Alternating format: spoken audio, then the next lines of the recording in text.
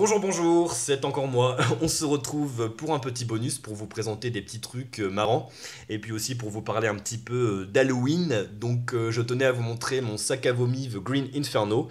Bon, il est vide, hein, j'ai eu peur pendant le film, mais j'ai pas vomi. J'ai jamais vomi de toute façon devant un film, même si j'ai vu beaucoup de choses très hardcore au cours de ma vie de spectateur.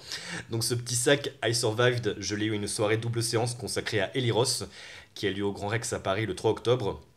On nous a projeté en exclusivité The Green Inferno en première partie de soirée. En exclusivité parce que le film en fait est sorti en e-cinéma le 16 octobre, mais à Paris et à Lyon, on a eu droit à une projection sur grand écran. Le film est vraiment bien, super rythmé, super effrayant, ça renoue avec le film de Cannibal dans la jungle, dans la lignée de Cannibal Holocaust et tous ces titres-là. Puis il y a toujours chez Eli Ross ce cynisme à la fin, ce truc qui prend les choses à l'envers et qui surprend toujours. Puis en deuxième partie, on nous a projeté son premier film, Cabin Fever, que j'avais déjà vu quand il est sorti au cinéma en 2004.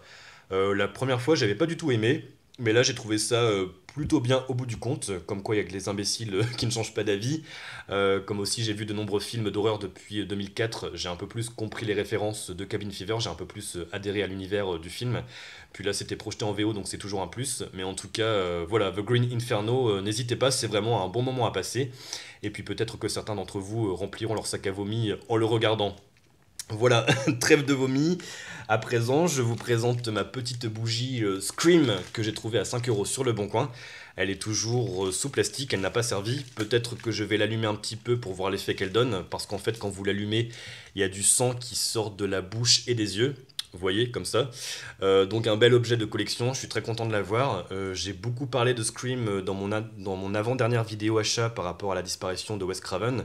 Et figurez-vous que le 31 octobre est organisé au Max Linder Panorama à Paris, une soirée Scream de 23h30 jusqu'à l'aube, pour bien évidemment fêter Halloween et surtout pour rendre hommage à Wes Craven. Les trois premiers Scream seront projetés, plus des extraits d'autres films de Wes Craven. Il y aura un concours du déguisement le plus terrifiant, des surprises, du café à foison et un petit déjeuner offert. Donc j'ai ma place, hein, même si j'ai revu les Scream le mois dernier et que je les ai rachetés en Blu-ray, je serai à cette soirée avec grand plaisir. Scream 3, je l'ai vu au cinéma quand il est sorti en 2000, mais les deux premiers, j'ai jamais vu les deux premiers films sur un écran de cinéma. Donc ça va être une super soirée, je suis super impatient d'y être. Alors la place c'est à 15,99 €, ce qui est super abordable pour une soirée à Paris. Donc n'hésitez pas, je ne sais pas s'il y en a parmi vous qui sont de Paris, des alentours ou qui seront de passage dans le coin à ce moment-là. Si vous avez envie d'y aller, moi je pense que j'irai seul, hein, j'ai pas trouvé grand monde pour m'accompagner pour le moment, mais n'hésitez pas à m'envoyer un message ou laissez-moi un commentaire si vous voulez qu'on s'y retrouve, ce sera avec un grand plaisir. J'ai mis le lien de l'événement dans la description de la vidéo. Sinon, si vous n'êtes pas à Paris ou que vous êtes à Paris à ce moment-là, mais que vous n'avez pas envie d'y aller, eh bien, n'hésitez pas à me dire dans les commentaires quels seront les films que vous allez regarder pour Halloween ou quels seront vos plans à vous pour cette soirée. Voilà, c'est tout pour ce petit bonus. J'espère qu'il vous a plu. J'attends vos commentaires éventuels et je vous dis à très vite.